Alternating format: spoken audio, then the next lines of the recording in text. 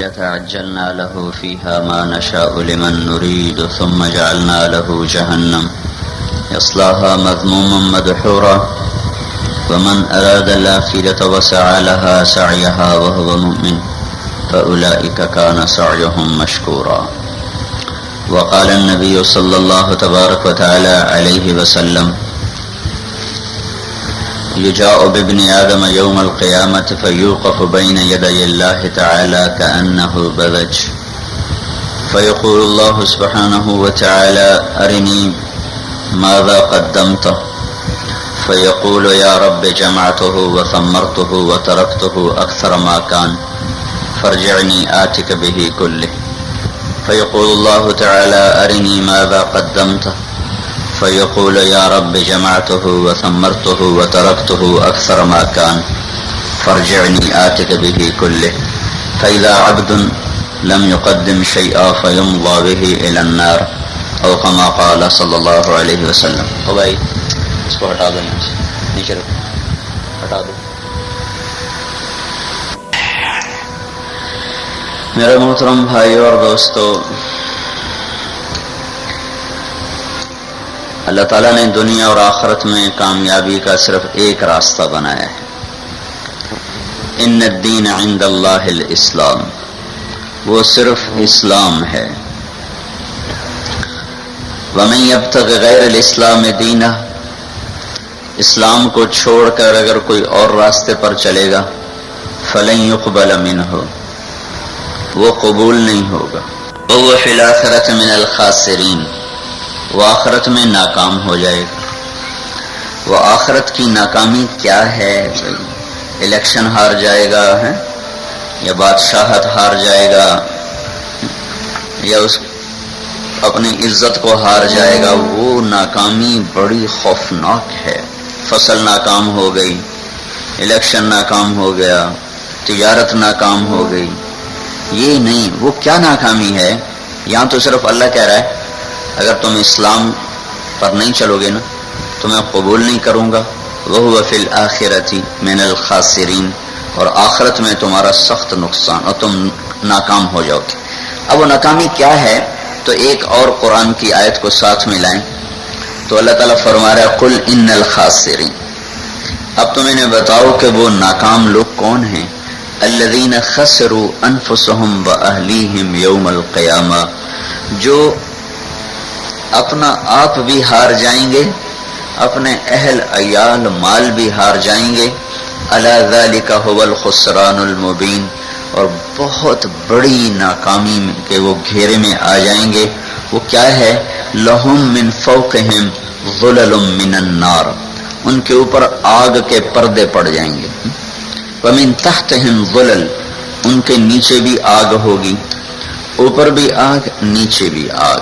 نارن احاط بہم سرادقها، پھر چاروں طرف سے آگ کی دیواریں. پھر انہا علیہم مؤصدہ، پھر پریشر کوکر کی طرح آگ کی مضبوط چھت ان کے اوپر ہوگی جس میں سے کوئی چیز باہر نہیں نکل سکے. پریشر کوکر میں تھوڑا سا سوراخ رکھتے ہیں، وہ نہ رکھیں تو پریشر کوکر بم بن جائے، تو سوراخ میں سے بھاپ نکلتی رہتی. تو وہ ہوگی مؤصدہ، وہ اوپر بند ہوگی، اس میں سے کوئی چیز نکل نہیں سکے گی. تو اس کے اندر ہوں گے. پھر اندر کمرے کی کیا کیفیت ہوگی؟ لہم من جہنم میہاد، ان کے لیے چارپائیاں بچھی ہوں گی جو انگارے اکٹھے کر کے چارپائی بنائی ہوگی. اس کے اوپر بستر بھی ہوگا. وہ کیا ہوگا؟ ومن فوقہم غواش، وہ آگ کی شعلوں کو اللہ تعالیٰ ایسے اوپر نیچے باندھ کر چادروں کی شکل بنا کر اس کے اندر ان کو اتار دے گا. تو اب اس مرد عورت کا اندازہ کرو جس کا بستر بھی آگ ہو، جس کے اوپر چادر بھی آگ ہو، جس کی چار دیواری بھی آگ ہو، جس کے اوپر چھت بھی آگ ہو. فی عمد ممددہ، ان ستونوں کو اٹھانے والی اس چھت کو اٹھانے کے لیے جو ستون ہیں وہ بھی آگ ہوں. پھر وہ اس کے اندر ہو. اور اس کی کیفیت کیا ہو؟ لا یموت فیہا ولا یحیا، موت نہیں آ سکتی اور زندہ بھی نہیں رہ سکتا، نہ مرتا ہے نہ جیتا ہے۔ اور کلما نضجت جلودہم بدلناہم جلودا غیرہا لیذوقوا العذاب، یہ جو کھال ہے نا، کھال یہ ہے کوئی 1 سینٹی میٹر، مشکل سے میں کھینچ کے اوپر لے جا رہا ہوں، 1 سینٹی میٹر ہے۔ جتنا بھی مجھے درد کا احساس ہے وہ کھال کے اندر اس کا سسٹم ہے۔ اگر کھال جل جائے ساری تو درد کا احساس ختم ہو جاتا ہے۔ یہ کھال جو 1 سینٹی میٹر کی ہے، یہ جب مجھے کہیں درد ہوتا ہے تو میرا کیا حال ہوتا ہے؟ یہ کھال دوزخ والے آدمی کی 80 فٹ ہوگی موٹائی، 85 فٹ، 42 ہاتھ، 85 فٹ موٹائی اس کی کھال ہوگی۔ وہ جل جائے تو درد ختم ہو جائے تو اللہ تعالیٰ کہتا ہے کلما نضجت، جب ان کی کھال گل جائے گی، پھر گلنے کے بعد وہ جلتی ہے تو اللہ تعالیٰ کہتا ہے کھال کے جلنے سے پہلے جب وہ گلی ہوئی ہوگی تو میں نئی کھال فوراً چڑھا دوں گا، لیذوقوا العذاب، تاکہ ان کا عذاب بڑھتا رہے۔ بڑی اوکھی گھاٹی ہے بھائیو، اور بڑی غفلت اور ہلاکت اور تباہی ہے۔ تو اللہ تعالیٰ یہ کہہ رہا ہے کہ صرف ایک راستہ ہے اور وہ اسلام ہے، اس کے علاوہ اور کوئی راستہ نہیں اللہ تک پہنچنے کا۔ قیامت کے دن اسلام آ کر کہے گا یا اللہ میں اسلام ہوں، تو اللہ تعالیٰ فرمائے گا آج میں تیری بنیاد پر لوگوں کو کامیاب کروں گا اور تیری بنیاد پر لوگوں کو ناکام کروں گا اور ہلاک کروں گا۔ یہ کامیابی کیا ہے کہ ایک انسان دنیا میں عزت چاہتا ہے، سرداری چاہتا ہے، حکومت چاہتا ہے، رزق چاہتا ہے، شہرت چاہتا ہے، صحت چاہتا ہے، بڑا ملک گھر چاہتا ہے، نوکر چاکر کی اس کی خواہش ہے، خوبصورت نظارے چاہتا ہے۔ یہ سارے مل بھی گئے اور کئی لوگوں کو ملے بھی ہوئے ہیں، لیکن ایک جگہ آ کر وہ بھی بے بس ہو جاتا ہے کہ وہ سب چھوڑ کے مر جاتا ہے۔ اس کا کیا کیا جائے؟ میں رائمنڈ میں تھا تو ایک ساتھی نے کہا جی آپ کو ایک آدمی کا گھر دکھانا ہے، آپ کو لے کے چلتا ہوں۔ چلو، اس سے ملاقات بھی ہو جائے گی، بات بھی ہو جائے گی، میں اس کو گھر دکھاؤں، آپ نے ایسا گھر کہیں دیکھا ہی نہیں ہوگا۔ چلو چلے گئے اس کے گھر، آگے کوئی 2-2.5 ایکڑ میں گھر میں اس نے جو بنایا ہوا تھا باغیچہ، واقعی میں نے ایسا کہیں نہیں دیکھا۔ پاکستان میں تو کہیں نہیں دیکھا، باہر دیکھا ہے، لیکن پاکستان میں ایسا کہیں نہیں دیکھا۔ تو وہ ہمیں ساتھ لے کے وہ آدمی چلتا رہا اور دکھاتا رہا، یہ ایسے بنایا، یہ ایسے بنایا، یہ ایسے بنایا۔ پھر ایک بڑی خوبصورت جگہ تھی، اونچی سی پہاڑی مصنوعی، وہاں کرسیاں تھیں، وہاں بیٹھ گئے۔ تو میں نے اس سے کہا کہ میں آپ کو ایک حدیث سناؤں، ابھی آپ کے اس گھر کو دیکھ کے مجھے یاد آئی ہے، بڑی پرانی بات ذہن میں آئی۔ کہا جی سنائیں۔ میں نے کہا اللہ کے نبی نے فرمایا کہ ایک بادشاہ نے پچھلے زمانوں میں ایک محل بنایا اور بڑا خوبصورت عالی شان بنایا، پھر اس نے لوگوں کو دعوت دی کہ آؤ بھائی میرا محل دیکھو، ساری رعایا اس کا گھر دیکھنے آئی، پھر اس نے کھانا بھی کیا تھا، پھر پوچھا بتاؤ بھائی میرا گھر کیسا ہے، تو سب نے بڑی تعریف کی، جی بہت اچھا۔ 2 آدمی پیچھے بیٹھے ہوئے تھے، وہ چپ، تو بادشاہ کی نظر پڑی بھائی یہ نہیں بولے، تو اس نے ان سے پوچھا بھائی تم نہیں بولے ہو، تم بھی تو کچھ بتاؤ کہ یہ کیسا ہے۔ وہ کہنے لگے جی آپ کے گھر کی جتنی تعریف کی جائے اتنا ہی کم ہے، لیکن اس میں 2 بڑے نقص ہیں، 2 بڑے عیب ہیں، وہ اگر نہ ہوں بس پھر تو گلی کوئی نہیں۔ تو لوگ بھی متوجہ ہو گئے بھائی کون سا 2 عیب ان کو نظر آئے ہیں۔ سونے چاندی سے تو اس نے گھر کو مزین کر دیا، موتیوں ہیروں سے اس نے اس کو روشن کر دیا، تو بادشاہ نے پوچھا کیا ہیں وہ دو عیب؟ کہا جی پہلا نقص اور عیب تو یہ ہے کہ اس گھر کا بنانے والا خود مر جائے گا ایک دن، اور دوسرا عیب یہ ہے کہ یہ گھر اجڑ جائے گا ایک دن، باقی سب ٹھیک۔ اسے کہ پیچھے کی ٹھیک رہ گیا، ہر شاید تو مانجا مہر پیچھے ٹھیک کیا رہ گیا، تو ہر شاید تو تم نے رگڑا دے دیا۔ تو وہ کہنے لگا کوئی ایسا گھر ہے جو اجڑے نہیں اور اس کا مالک مرے نہیں؟ تو انہوں نے کہا ہے۔ کہ وہ کدھر ہے؟ کہ وہ یہاں نہیں، اس کے لیے پہلے مرنا پڑتا ہے پھر وہ ملتا ہے۔ وہ جنت ہے جہاں جانے کے بعد کوئی نہیں مرے گا۔ تو اس نے ایک رات کی مہلت مانگی اور صبح اٹھ کے حکومت کو لات ماری، کہا بھائی مجھے وہ گھر چاہیے جو کبھی نہ اجڑے، میں جا رہا ہوں، حکومت چھوڑ دی۔ حضرت عمر بن عبدالعزیز کے سامنے یہ حدیث بیان کی گئی تو انہوں نے کہا میں بھی حکومت چھوڑتا ہوں۔ بڑی مشکل سے ان کو راضی کیا کہ آپ کی حکومت نہیں، آپ کی تو خلافت ہے، یہ تو رحمت ہے، آپ نہ چھوڑیں۔ تو ایک آدمی ہر شے پا لیتا ہے، لیکن اس کا علاج کیا کیا جائے کہ پھر وہ کھو دیتا ہے۔ تو یہاں کے بے بس ہو گیا نا ہر انسان۔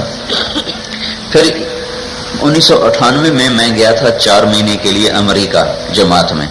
تو میں نے امریکہ کا جو سب سے مالدار آدمی ہے اس کا میں نے مضمون پڑھا کہ آج کل امریکہ کا سب سے مالدار آدمی بہت پریشان رہتا ہے، اور اس کی پریشانی کی صرف ایک وجہ ہے، وہ کہتا میں 50 سال کا ہو گیا ہوں اور اب پیچھے موت قریب ہے، زندگی تھوڑی رہ گئی ہے، میرا اتنا رزق ہے یہ سارا میرے ہاتھوں سے چلا جائے گا، میں کیا کروں؟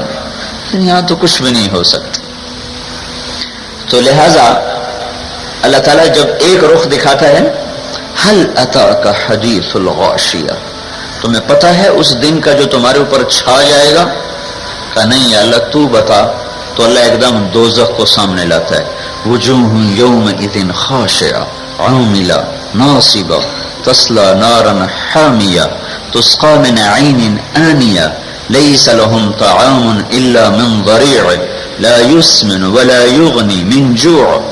کہ یہ ہے اس دن تم دیکھو گے کالے سیاہ چہرے اور تھکے ہوئے اور ویران اور پریشان، اور کھولتے پانی میں وہ ابل رہے ہوں گے چاول کی طرح، اور کانٹے دار جھاڑیاں ان کے منہ میں ڈالی جا رہی ہوں گی کھانے کے لیے، نہ وہ مریں گے نہ وہ جئیں گے۔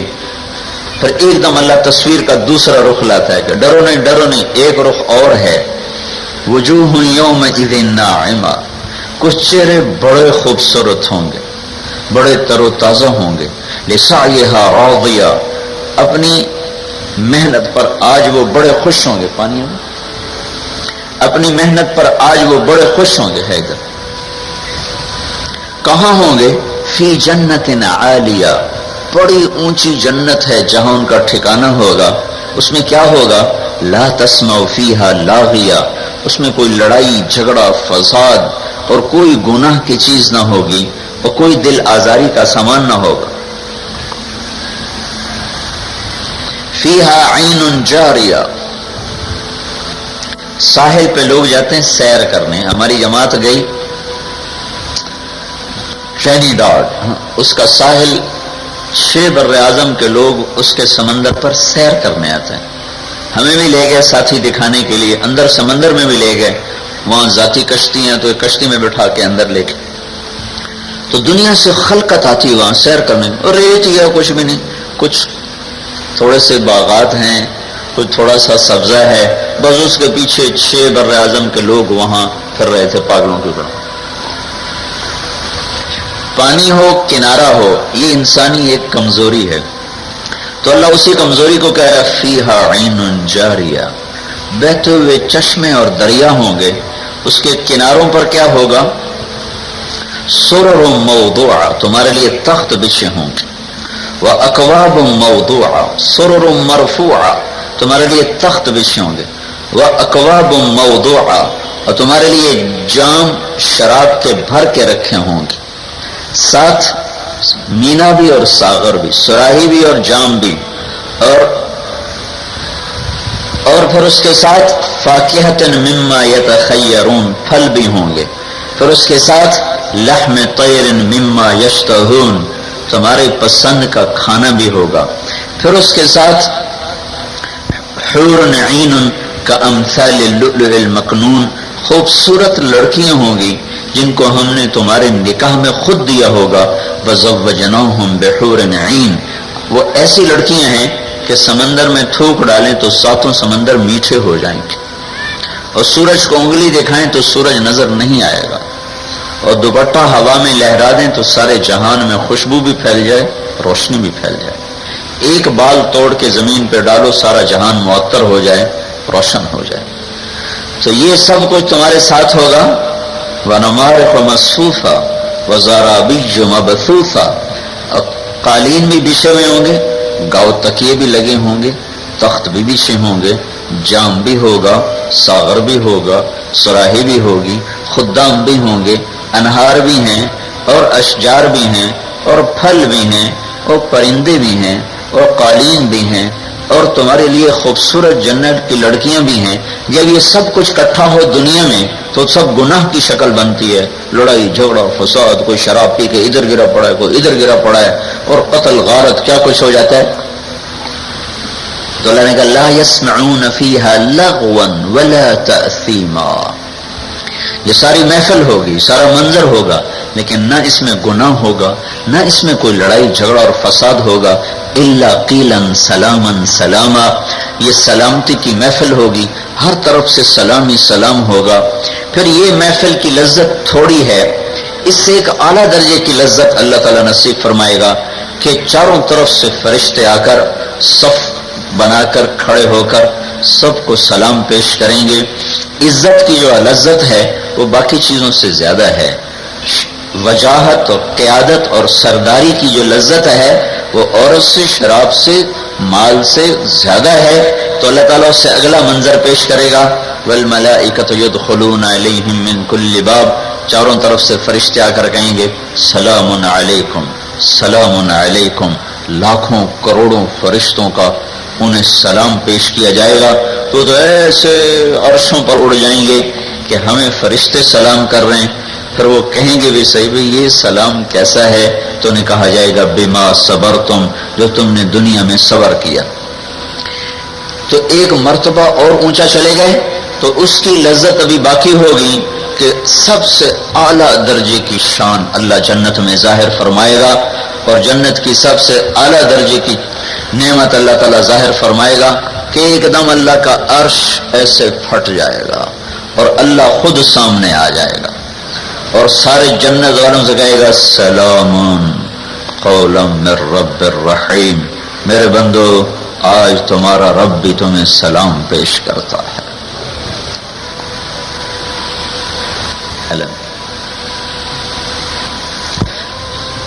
تو یہ دوسری تصویر ہے.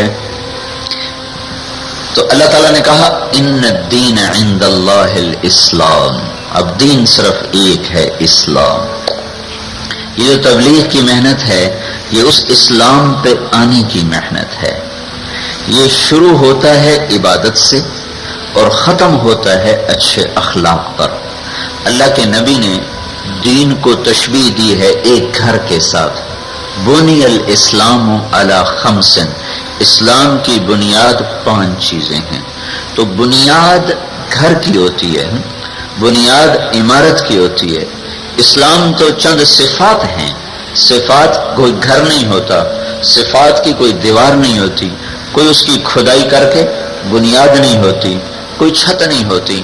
لیکن بنیا کا لفظ پورے دین کو ایک گھر سے تشبیہ دے رہا ہے کہ اسلام کی بنیاد 5 چیزیں ہیں. گھر سے کیوں تشبیہ دی ہے؟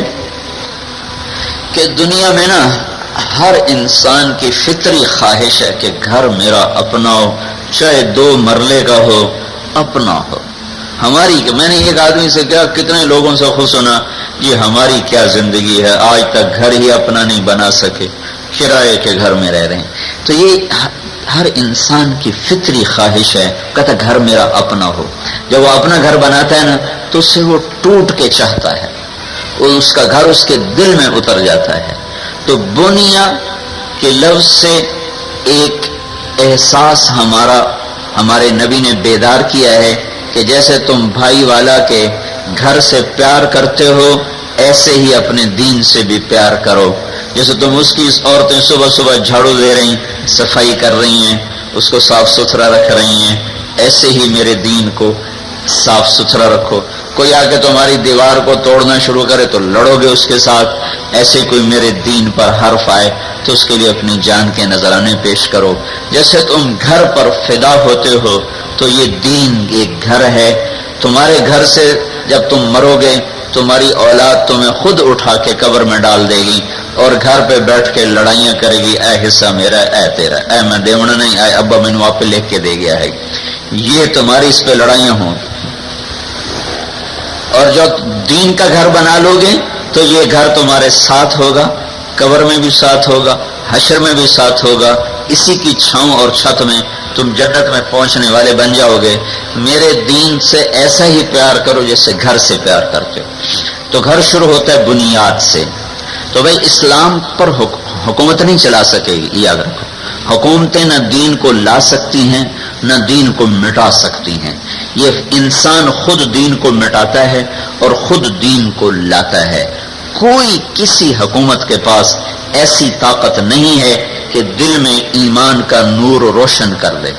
اور ایمان کے نور کی روشنی کے بغیر ہم چل نہیں سکتے. یہ لائٹ چل رہی ہے نا، اس کا آپ پیچھے سے تار کاٹ دو، اب تم اس کی منتیں شروع کر دو، سارا میاں اللہ دا واسطے چل پاؤ سب بیان کرنا تیری بڑی مہربانی. یہ چلے گی؟ نہیں چلے گی. پھر دو چار نوجوان یہ لاٹھیاں لے تیری چلنے گی نہیں چلنے ذرا سر پاڑ دے میں، یہ چلے گی؟ یہ نہیں چلے گی. کیوں؟ اس کے اندر کی طاقت ختم ہو چکی ہے. جو اس کے اندر کی طاقت نے چلانا تھا نا وہ طاقت ختم ہو چکی. او بھائی سامنے مت بیٹھو، مجمع کے سامنے مت بیٹھا کرو بھائی، دیکھنے والوں کو مشکل. اور پیچھے اور پیچھے، ایک تو آتے دیر سے بیٹھتے سامنے. تو اس کی تار کاٹ دو نا، اب کوئی طاقت اس کو زندہ نہیں کر سکتی. یہ مائک کا تار کاٹ دو، نہیں چلے گا. جب دل کا تار اللہ سے کٹ جاتا ہے تو اب حکومت آپ کو ڈنڈے مارے چلو دین پر، نہیں چل سکو گے. حکومت آپ کو کروڑوں روپے پیش کر دے، نہیں چل سکو گے. تو اندر کا تار کٹا ہوا ہے. میں جب لاہور پڑھتا تھا سینٹرو ماڈل سکول سے میں نے میٹرک کیا. ہمارا میں ہاسٹل میں تھا تو ہمارے ایک ہاسٹل کے وارڈن تھے طالب حسین صاحب رحمۃ اللہ علیہ، بڑے اچھے استاد تھے. انہوں نے نماز کو لازمی قرار دے دیا، حاضری ہوتی تھی. اس سے پہلے عظیم صاحب تھے، وہ بڑے اچھے استاد تھے لیکن وہ نماز کے لیے نہیں کہتے تھے. پھر بعد طالب صاحب آئے تو وہ نماز کی پابندی انہوں نے شروع کروا دی. تو اب لڑکے ان کے ڈر میں چلے جاتے تھے مسجد میں، بغیر وضو کے کھڑے ہو جاتے تھے. تو عشاء کی نماز ہو رہی تھی اور رمضان شریف کا مہینہ تھا، رمضان شریف. تو میں سب سے آخری صف میں کھڑا تھا. تو میرے ساتھ میرے کمرے کا ایک لڑکا، اس کی چارپائی بھی میرے ساتھ ہوتی تھی، وہ میرے ساتھ اس نے آ کر نماز کی نیت باندھی عشاء کی. 4 رکعت نماز فرض عشاء واسطے طالب حسین دے اللہ اکبر. تو جو اسلام حکومت لائے گی نا وہ ایسا اسلام ہوگا، جو ڈنڈے سے اسلام آئے گا نا ایسا ہوگا. اگر کوئی آدمی نماز نہ پڑھے اس سے کافر نہیں ہوتا، لیکن یہ حرکت کرنے سے کافر ہو جاتا ہے.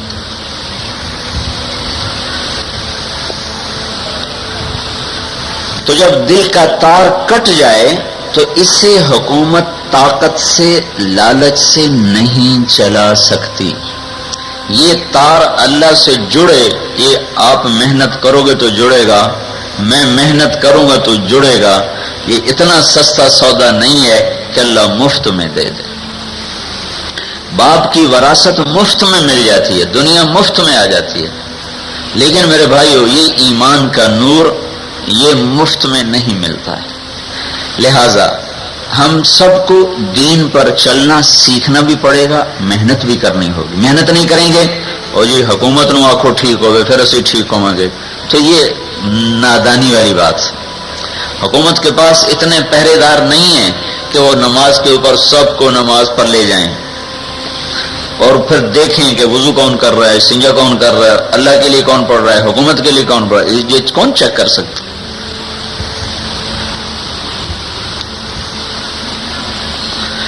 تو اب جب گھر بنایا جاتا ہے تو بنیاد سے شروع کرتے ہیں، تو پورے دین پر چلنے کے لیے پہلے بنیاد بنانی پڑے گی۔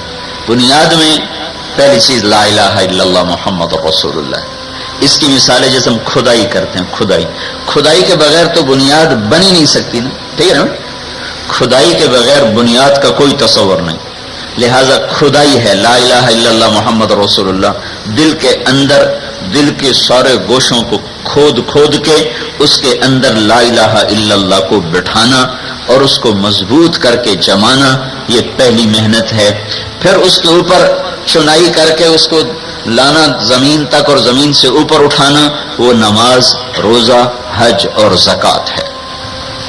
لا الہ الا اللہ دل میں اترتا ہے تو محمد الرسول اللہ پورے جسم پر ظاہر ہونے لگ جاتا ہے۔ لا الہ الا اللہ دل میں اترتا ہے تو محمد الرسول اللہ پورے گھر میں ظاہر ہونے لگ جاتا ہے۔ لا الہ الا اللہ دل میں اترتا ہے تو محمد الرسول اللہ پوری دکان میں ظاہر ہونے لگ جاتا ہے۔ لا الہ الا اللہ دل میں اترتا ہے تو محمد الرسول اللہ زراعت میں، کھیتی باڑی میں ظاہر ہونے لگ جاتا ہے۔ لا الہ الا اللہ دل میں اترتا ہے تو محمد الرسول اللہ حکومت میں ظاہر ہو جاتا ہے۔ لا الہ الا اللہ دل میں اترتا ہے تو محمد الرسول اللہ وہ جوانی میں ظاہر ہوتا ہے، فقر میں ظاہر ہوتا ہے، بڑھاپے میں ظاہر ہوتا ہے، تجارت میں ظاہر ہوتا ہے، زراعت میں ظاہر ہوتا ہے، بازار میں سامنے آتا ہے، مسجد میں سامنے آتا ہے۔ لا الہ الا اللہ دکھا نہیں سکتے، محمد الرسول اللہ چھپا نہیں سکتے، سمجھو؟ لا الہ الا اللہ دکھا نہیں سکتے، محمد الرسول اللہ چھپا نہیں سکتے۔ ایک ظاہر ہونے کی چیز ہے، ایک اندر کی چیز ہے۔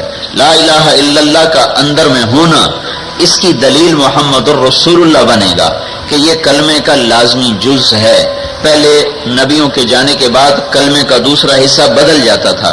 لا الہ الا اللہ آدم نبی اللہ، لا الہ الا اللہ شیث آ گئے، لا الہ الا اللہ ادریس آ گئے، لا الہ الا اللہ نوح آ گئے، نائل آ گئے، موسیٰ آ گئے، یوشع آ گئے علیہم الصلاۃ والتسلیمات۔ لیکن جب آیا نا لا الہ الا اللہ محمد رسول اللہ تو اللہ تعالیٰ ہمارے نبی کو، اللہ تعالیٰ نے بلایا معراج پر، تو وہاں ہمارے نبی نے اللہ سے عرض کیا، یا اللہ ابراہیم علیہ السلام آپ کے خلیل تھے، موسیٰ علیہ السلام آپ کے کلیم تھے، داؤد علیہ السلام کو لوہا نرم کر کے دیا، سلیمان علیہ السلام کو ہوا تابع کر کے دی، عیسیٰ علیہ السلام کو مردے زندہ کر کے دیے، تو میرے لیے کیا ہے؟ تو اللہ تعالیٰ نے فرمایا تیرے لیے سب سے اعلیٰ چیز ہے کہ قیامت تک تیرا میرا نام اکٹھا ہو گیا ہے، جدا نہیں ہو سکتا ہے۔ تو یہ پہلی چیز لا الہ الا اللہ ہے، جس کو کھدائی کرو۔ اب آپ کرو گے تو ہوگی، میرے کرنے سے کیسے ہوگی؟ یہ مفت کی چیز نہیں بھائیو، یہ مفت کی چیز نہیں ہے، بڑی جان جوکھوں کا کام ہے، بڑی محنت کا کام ہے کہ لا ہے نا، لا ساری دنیا پر لا، کہ اللہ کے سوا جو کچھ ہے وہ کچھ نہیں ہے، یہ بڑا اوکھا کام ہے۔ لا الہ، لا، یہ لا تلوار کی طرح چلتا ہے، وہ تلوار خود اللہ کے ہاتھ میں ہے، عرش کے اوپر سے چلتی ہے اور اللہ کے سوا ہر چیز کو نفی کر دیتی ہے۔ لا کوئی کچھ، لا کسی کا کچھ نہیں، لا کہیں کچھ نہیں، لا بلندی بلندی نہیں، لا پستی پستی نہیں، لا سختی سختی نہیں، لا سونا سونا نہیں، اور لا چاندی چاندی نہیں، اور لا جنگل جنگل نہیں، اور لا آگ آگ نہیں، اور لا پانی پانی نہیں، اور لا پتھر پتھر نہیں، اور لا ایٹم ایٹم نہیں، اور لا جبریل جبریل نہیں، اور لا میکائیل میکائیل نہیں، اور لا اسرافیل اسرافیل نہیں، اور لا اسرائیل اسرائیل نہیں ہے، اور لا جنت جنت نہیں، اور لا دوزخ دوزخ نہیں، اور لا عرش عرش نہیں، اور لا کرسی کرسی نہیں، اور لا آسمان آسمان نہیں، اور لا فرشتے فرشتے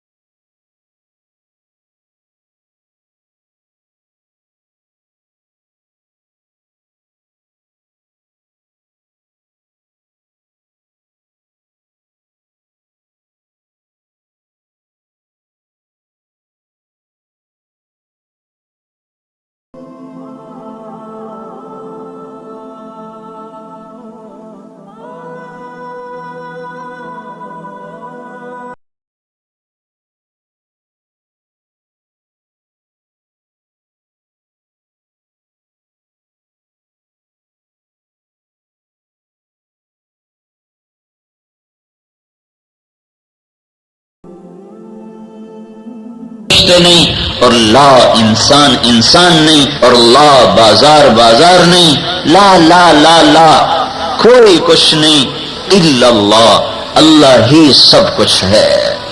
جو لا کہا وہ لا ہوا، وہ لا بھی اس میں لا ہوا، جز لا ہوا، کل لا ہوا، پھر کیا ہوا؟ اللہ ہوا۔ یہ بنیاد ہے لا الہ الا اللہ اور محمد الرسول اللہ، یہ بنیاد ہے صلی اللہ علیہ وسلم کہ زندگی کی کوئی ادا اس سے ہٹ کر نہ ہو، نہ ظاہر نہ باطن، نہ قول نہ فعل نہ عمل، نہ تجارت نہ زراعت نہ حکومت، ہر چیز اسی کے سانچے میں ہو۔ حضرت عمر رضی اللہ تعالیٰ عنہ اللہ کے نبی کے ساتھ جا رہے تھے ایک راستے پر، وہاں اللہ کے نبی کو ٹھوکر لگی، آگے چلے۔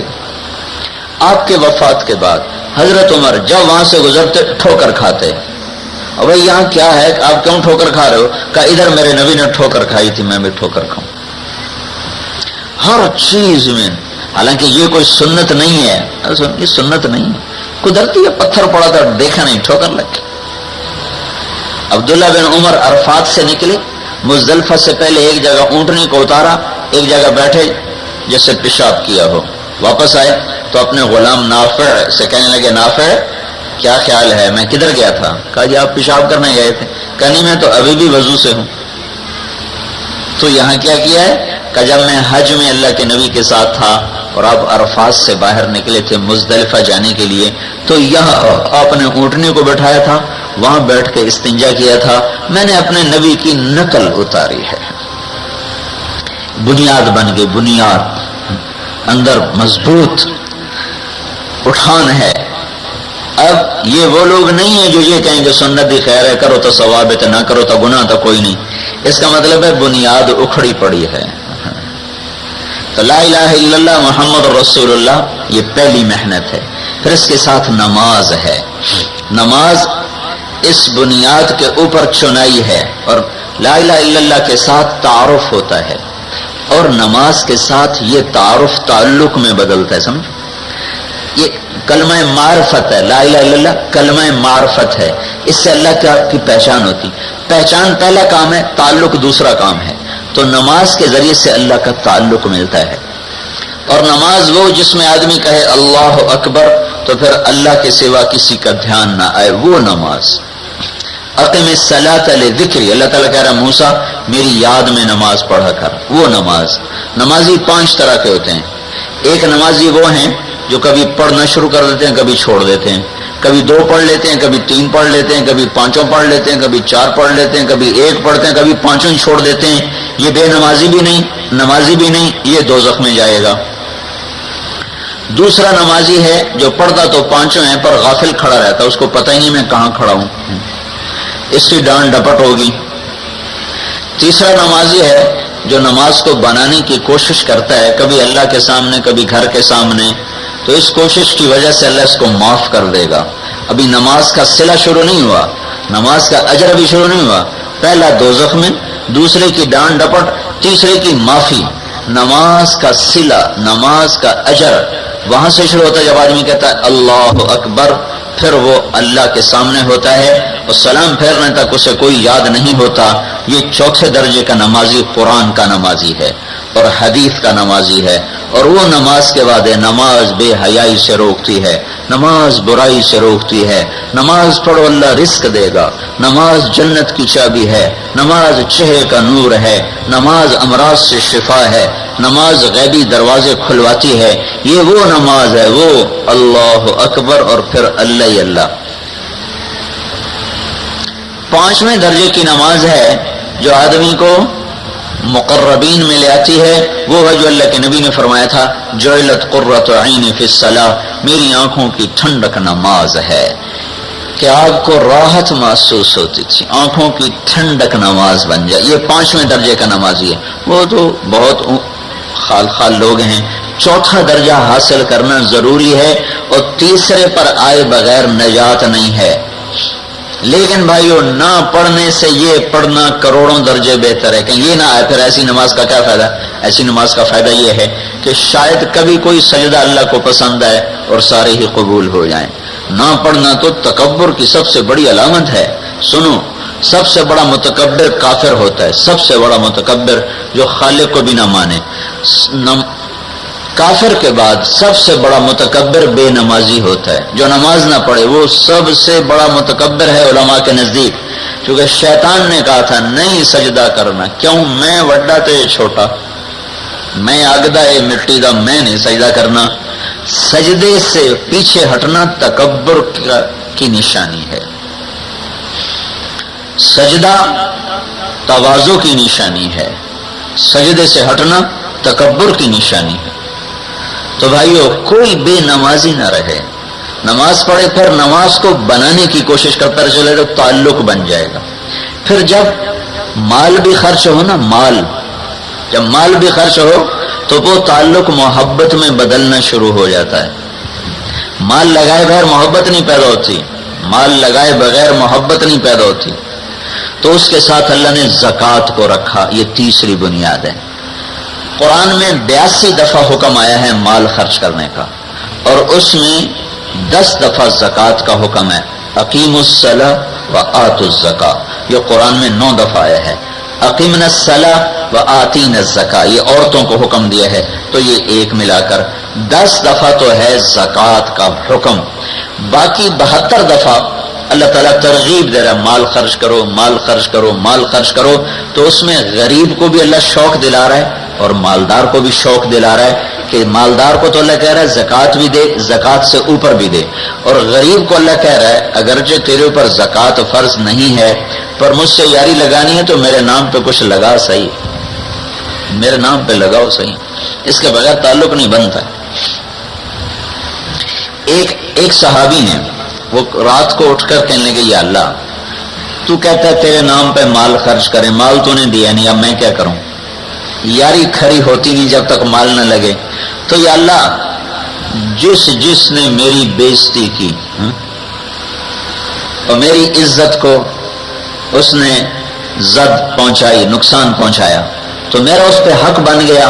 تو نے خود کہا ہے کہ میں حقدار ہوں اس سے لینے کا قیامت کے دن، تو میں وہ حق تیرے نام پہ صدقہ کرتا ہوں. میں نے سب کو معاف کیا. پیسہ میرے کو ہے کوئی نہ، اے میں عزت کا سودا کر رہے ہیں تیرے نال. جب وہ صبح کی نماز میں آیا تو آپ نے سلام پھیرنے کے بعد فرمایا رات کو صدقہ کس نے کیا ہے؟ تو سارے چپ بیٹھے رہے، کوئی بھی نہیں بولا. تو پھر آپ نے کہا رات کو اپنی عزت کا صدقہ کس نے کیا ہے؟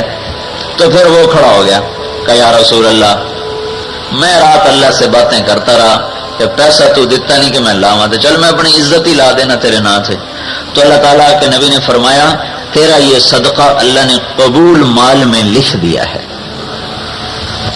تو جب آدمی مال لگاتا ہے نا تو وہ تعلق محبت میں تبدیل ہو جاتا ہے. مال لگائے اس لیے تو تبلیغ میں کہتے ہیں اپنی جان اپنا مال. یہ محبت پھر جب آدمی اپنی جان کو توڑتا ہے کسی کے لیے، مال ادنا چیز ہے اور جان اعلیٰ چیز ہے. جب جان بھی کھپتی ہے تو وہ محبت عشق میں بدل جاتی. تو اللہ نے اس کے ساتھ پھر روزے کو جوڑا کہ چل ہوں بھوکھا باؤ. جون کا سخت گرم دن، اگر آپ پانی نہیں پینا بیٹھا ہوا، شدید گرمی ہے اور سینے میں آگ لگی ہوئی ہے، پانی نہیں پی رہے اور بھوک سے آنتوں میں میدے میں درد اٹھ رہا ہے، روٹی نہیں کھا رہا ہے اور بیوی کو شہوت کی نظر سے بھی نہیں دیکھ رہا ہے. ہاتھ لگانا تو بڑی بات، شہوت کی نظر سے بھی نہیں دیکھ رہا ہے. تو اب جان تپنے لگی اور کھپنے لگی. تو وہ کلمہ معرفت بنیاد بنا، نماز نے تعارف کروایا، زکوٰۃ نے محبت کو بٹھایا، روزے نے عاشق بنایا. اگر یہ عمل صحیح طریقہ ہمارے پاس چونکہ صحیح طریقے پر ہے، آپ کہو گے یہ تو سب کچھ ہم لوگ کرتے ہیں، ہمیں تو کچھ بھی نہیں ہوتا ہے. وہ ہمیں اس لیے نہیں ہوتا کہ ہم صحیح کرتے نہیں ہیں، لیکن نہ کرنے والوں سے کرنا بہت بہتر ہے. یہ جب عشق کی آگ بھڑکتی ہے تو دیدار کے بغیر پھر چین نہیں آتا. جب محبت اور عشق میں فرق ہے. محبت تو ہے بیوی سے، ماں سے، باپ سے، بھائی سے، بچوں سے، اپنے آپ سے، اپنے مال سے، اپنے گھر سے. یہ محبت جب بڑھ کر کسی ایک میں اکٹھی ہو جاتی ہے تو اس کو عشق کہتے ہیں. جب عشق کا مقام آتا ہے تو وہ آدمی اور کسی کا نہیں رہتا، سب سے کٹ جاتا ہے، صرف ایک ہی میں گم ہو جاتا ہے. یہ ایک بیل آپ نے دیکھی جو درختوں پر ہوتی ہے جس کو عشق پیچا کہتے ہیں نا، دیکھیے نا پیلے رنگ والی، اور بولو تو صحیح. اس کو اردو میں کہتے ہیں آکاس بیل، اور ہماری عام زبان میں ہے عشق پیچا. یہ عربی سے لیا ہوا بگڑا ہوا لفظ ہے. عشقہ اپنے لیے کچھ نہ چھوڑے اور سب کچھ کسی پہ قربان کر دے اس کو کہتے ہیں عاشق، اور جس پہ قربان کرے اس کو کہتے ہیں معشوق. تو یہ ہے عشق پیچا کہ درخت جو کماتا ہے نا سارا اس کو کھلا دیتا ہے، حتیٰ کہ خود سوکھ کے کانٹا ہو جاتا ہے اور سب کچھ اس بیل پہ فدا کر دیتا ہے. اس لیے اس کو کہتے ہیں عشق پیچا. تو جب محبت اس سطح پر پہنچتی ہے تو پھر دیدار کے بغیر چین نہیں آتا. تو پھر دیدار کے لیے اللہ تعالیٰ کہتا ہوں کفن بنتے آ جا میرے گھر. پھر اس کو حج کے ساتھ جوڑا ہے کہ حج اللہ کے دیدار کا سفر ہے. وَلِلَّهِ عَلَى النَّاسِ، یہ سارا قرآن اس میں اللہ نے زکوٰۃ کو فرض کیا کہ آتوا الزکاۃ، نماز کو فرض کیا کہ اقیموا الصلاۃ، روزے کو فرض کیا تھا کہ کتب علیکم الصیام. لیکن جب اللہ تعالیٰ نے حج کو فرض کیا تو اللہ کہتا کتب علیکم الحج، تم پر حج فرض ہے، یوں اللہ کہتا. لیکن اللہ نے اس کی بجائے کہا وَلِلَّهِ عَلَى النَّاسِ حِجُّ الْبَيْتِ مَنِ اسْتَطَاعَ إِلَيْهِ سَبِيلًا. یہ واحد فرض ہے اسلام کا جو اللہ کے نام سے شروع ہو رہا ہے. وَلِلَّهِ کا مطلب یہ ہے کہ جب کوئی تم سے پوچھے بھائی اس دفعہ حج کے فارم بھرا دیے، نام بھی نکل آیا اور حکومت کا خط بھی آ گیا، تو اب کوئی تم سے پوچھے کہاں جا رہے ہو تو اسے یہ نہ کہو حج کرنے جا رہے ہو، اسے کہو اللہ کی ملاقات کے لیے جا رہا ہوں.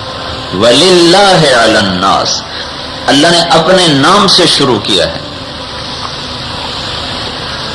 اور حج کی سب سے بڑی بندگی سفر حج وہ عرفات کا قیام اور طواف ہے. نہ وہ قیام میں کوئی عبادت ہے 2 نمازیں اکٹھی پڑھ کے بیٹھ جاؤ بھائی کیا کرو بھائی، کپڑے اتار دو، ٹوپی اتار دو، خوشبو لگانا چھوڑ دو، کنگھی کرنا چھوڑ دو، تیل لگانا خوشبودار چھوڑ دو، بیوی کے قریب نہ جاؤ، خوشبودار چیز کے قریب نہ جاؤ، 2 کپڑوں میں آ جاؤ. کیا بن جاؤ؟ سچے عاشق بن جاؤ جنہیں اپنا ہوش ہی نہیں ہوتا ہے. اور طواف کیا ہے؟ طواف کوئی عبادت تو ہے نہیں، دیکھنے میں نا پھیرے ہی لائے جا رہے. وہ بھائی کیا کر رہے ہو؟ ادھر بیٹھ کے نفل پڑھو، قرآن پڑھو، تلاوت کرو، ذکر کرو، کوئی مراقبہ کرو، پھیرے ہی لگا رہا ہے. بیت اللہ کی سب سے بڑی بندگی نماز، نفلی نماز نہیں، تلاوت نہیں، ذکر نہیں، سب سے بڑی بندگی بیت اللہ کی طواف ہے. ہر قدم پہ 70,000 نیکی لکھی جاتی. طواف کیا ہے؟ وہ تلاش ہے، تلاش کہ میرا معشوق کدھر ہے. تیرے کوچ اس بہانے مجھے دن سے رات کرنا، کبھی اس سے بات کرنا، کبھی اس سے بات کرنا، کہ میں اپنے اللہ کی طلب کدھر ہے، اللہ کدھر ہے، کدھر ہے، کدھر ہے، یوں پھرنا ہے. جنید بغدادی رحمۃ اللہ علیہ فرمانے لگے میں ایک دفعہ سوچا رات کو جا کے طواف کرتا ہوں رش کم ہوگا، تو رات کو آئے طواف کرنے تو ایک لڑکی ان سے پہلے طواف کر رہی تھی اور شعر پڑھ رہی تھی.